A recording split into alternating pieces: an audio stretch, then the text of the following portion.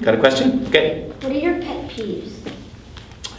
My pet peeves, really I sort of talked about them. A lot of actors come in and make excuses for being unprepared, for having spent not a great deal of time working on their material.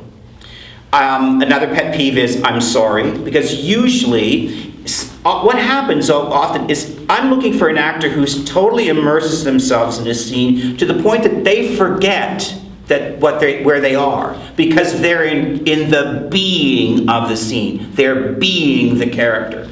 But because all actors tend to be control freaks and need to control everything because of their terror, they, 3/4 of the way through, and usually 2 lines before the end of the scene, they'll suddenly realize, oh my God, I have no idea where I am, drop out of the scene and say, oh, I'm sorry, and they want to start again, to which I want to punch them in the face.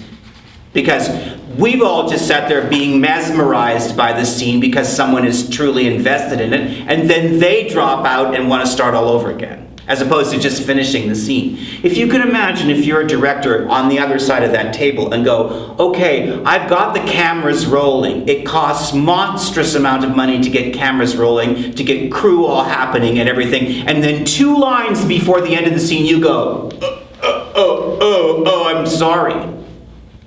Well, it sucks, because we're going to have to start all over again, reset it, then it's another 15 minutes before we can go because of makeup and hair and blah, blah, blah, blah. And where if you had just stopped and continued on with the scene, we could cut it together. Because that's the interesting thing about film, is that we shoot it so many times that we take this little piece from the beginning, this little piece from the middle, this little piece from the end, and we put it together. So, sometimes when you see a performance on screen, you go, wow, that was fabulous. It took them 30 takes to get there. So, and we shot them all so we can pick all the best. No one ever gets it that good. When I worked with Al Pacino, we would hire actors who would have 2 lines in a scene with Al Pacino. I learned from my experience with him that we had to find actors who were capable of handling like 6 pages of dialogue, because the way Al Pacino works is we shot everything, and we would start at the beginning and he would improvise and he would build, and all of a sudden the 2 lines would become 4, would become a scene, and then they would start to take things away. So by the time we would finish 6 hours later, it was 2 lines, but there was this enormous history.